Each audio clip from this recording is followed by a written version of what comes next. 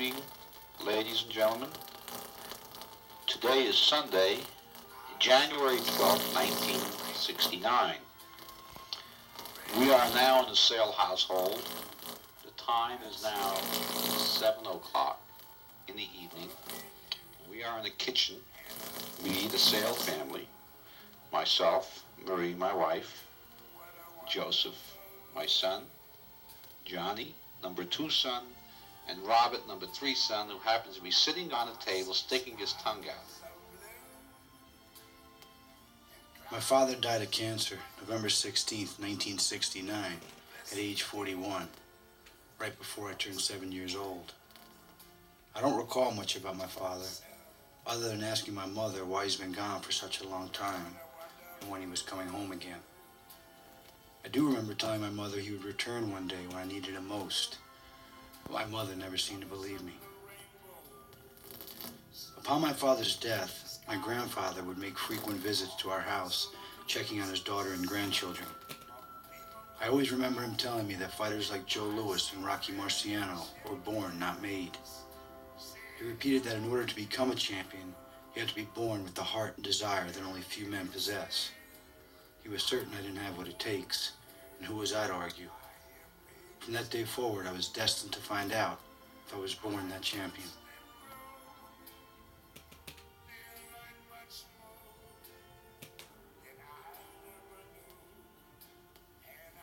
The date was September 18th, 1987, and the boxing world was talking about a future middleweight champion.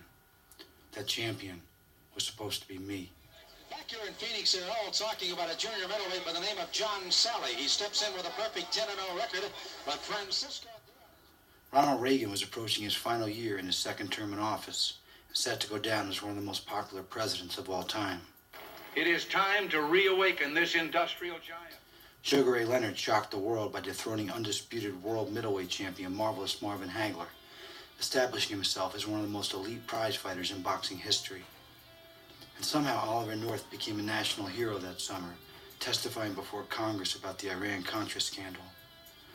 I came here to tell you the truth, the good, the bad, and the ugly.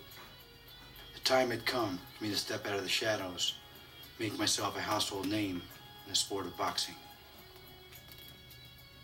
Ram Studio West to see the Valley's junior middleweight prospect, John Sally. Here, Sally puts away Martin Fernandez. Now, Sally is 8-0 with 8 knockouts. He'll try to make it 9-0 against Rocky.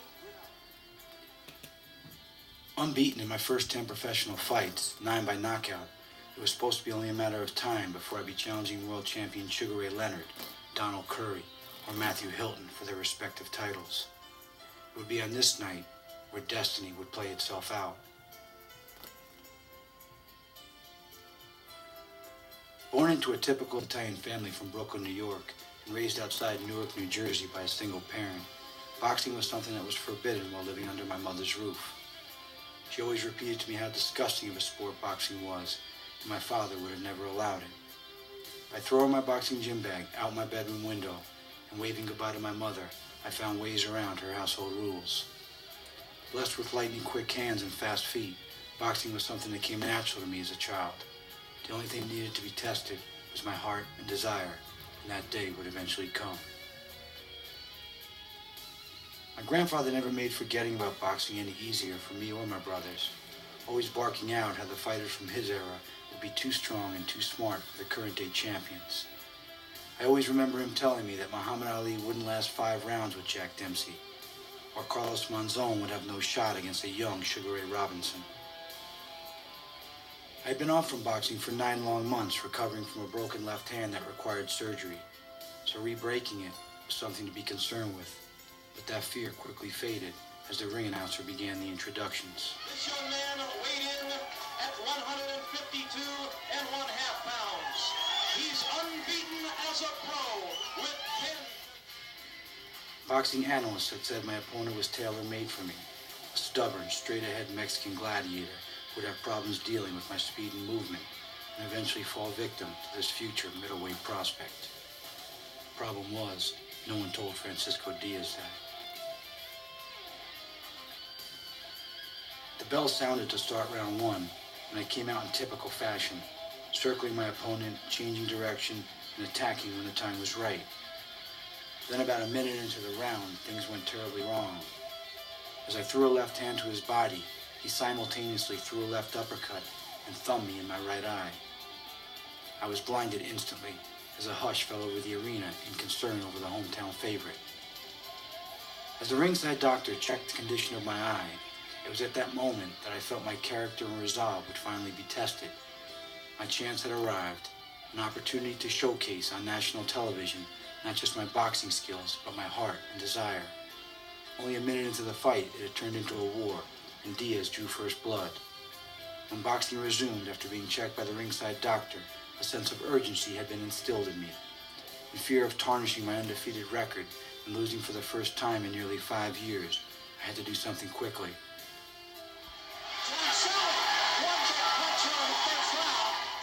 Diaz arose after the first knockdown as the bell sounded ending round 1. I walked back to my corner and pleaded with trainer Beto Martinez to open up my eyes so I can see again. A concerned ringside doctor had visited my corner and told me he was close to stopping the fight. As I informed him, it'll only be a matter of time before I knock this kid out.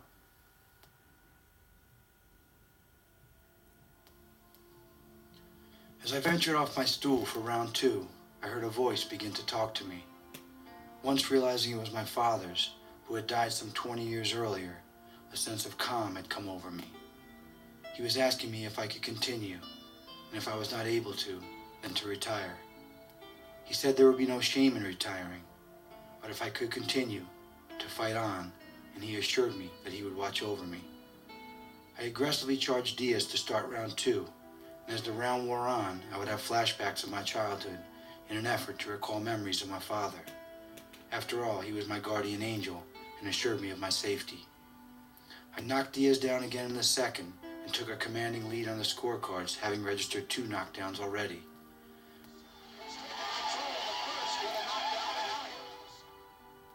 As round 2 came to a close, I was beginning to feel as if this fight may last longer than I anticipated, and I began to ask myself if this is what I really wanted out of my life.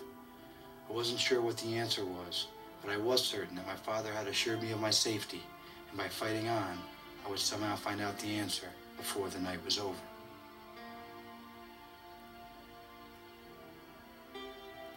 As I sat on my stool before the start of round 3, I would look down and see my younger brother Robert with a look of concern about my health and well-being. Suffering from an eye disease that almost left him blinded as a child, he was the only one in the arena who could relate to what I was going through.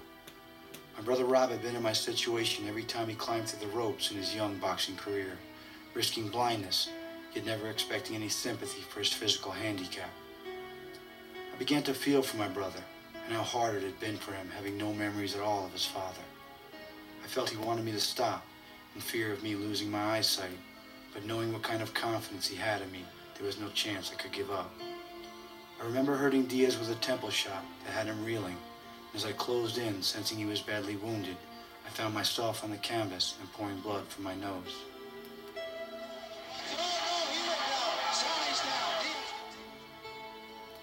I recall being more embarrassed about going down than actually being hurt, but whatever the emotion was, I wanted it to go away. I was beginning to feel that my father had abandoned me once again, but I had made it 20 years without him, so finishing this fight alone was something I knew all too well. As I walked back to my corner at the end of round 3, I winked with my one good eye at my brother Rob, assuring him I was okay.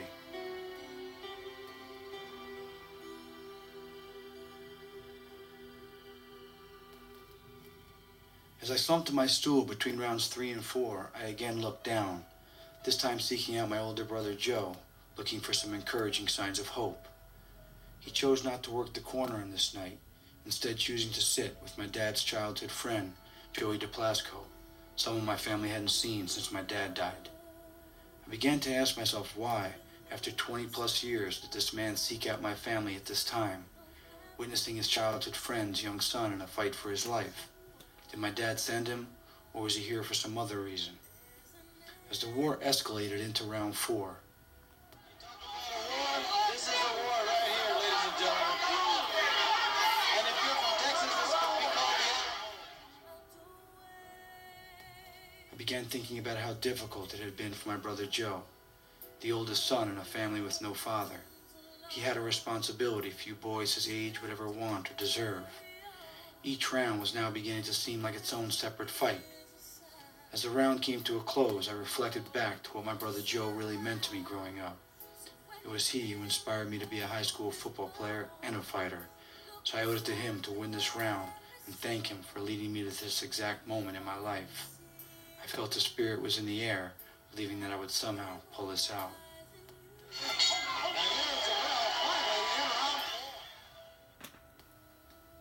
As my trainer worked on my eye between rounds 4 and 5, I began to grow concerned over my mother's reaction to an eye so badly injured.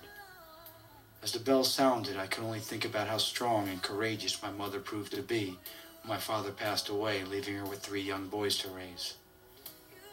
I recalled the tears my mother shed as I stood outside her bedroom door at age 7 and listened to her painfully cry out for the return of my father.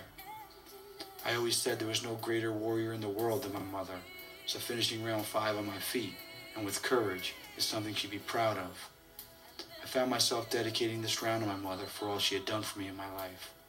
When she would question me later on why my eye had been so badly injured, I would only be able to tell her that you taught me by example to continue fighting no matter how bad things get. I am sorry, Mother, for jeopardizing my eyesight, but it was you who inspired me to battle through such pain, just as you had done when your husband left you many years ago.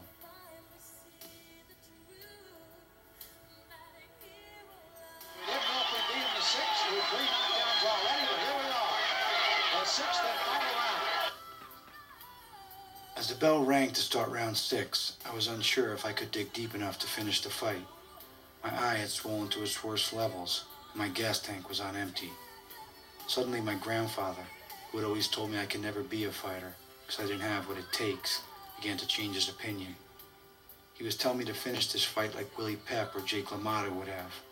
He was suffering from a stroke, unable to speak, and wheelchair-bound in Long Island, New York, but he was talking to me, and I felt his presence. I recall my days as a child with him, and how much he meant to me growing up after my father had died. I asked him if I was born that fighter he spoke about in my youth. It was at that point, in the middle of the final round, that I realized I would make it through this fight and win round 6 for a man who tried his best to fill my father's shoes. The bell sounded, ending the fight, as I bravely walked back to my corner, finally garnering my grandfather's approval as a boxer.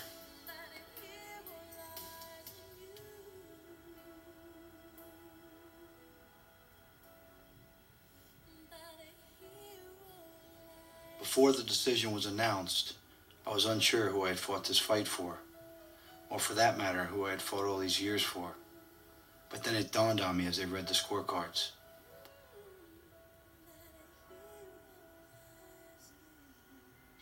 Fans, we have a unanimous decision and a scoring by judges as follows. I've been fighting all these years for everyone but myself, always trying to fight for and win back the life my father had been deprived of. Judge Dr. Michael Munoz scores about 57-55. Constantly trying to beat down the pain and anguish my mother was forced to endure upon the loss of my father. Scores about 57-54. Always seeking that elusive victory that would forever make my brothers proud.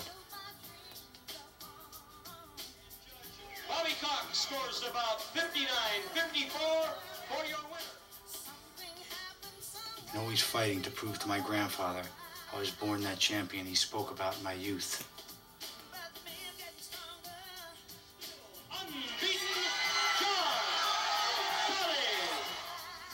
As they raised my hand in victory, I could only look to the sky and thank my father for showing up when I needed him most. I finally understood why he abandoned me that tragic day 20 years ago. If it was not for his untimely death, I may have never made it past round 1, and more importantly, never tested my character and resolve as a human being. And just as my father had promised, the answer to the question, is this what I really wanted for my life, had been given to me. Time had proven to be elusive, as I was never crowned middleweight champion. But destiny had proven that you can sometimes be born a champion, yet never wear a championship belt.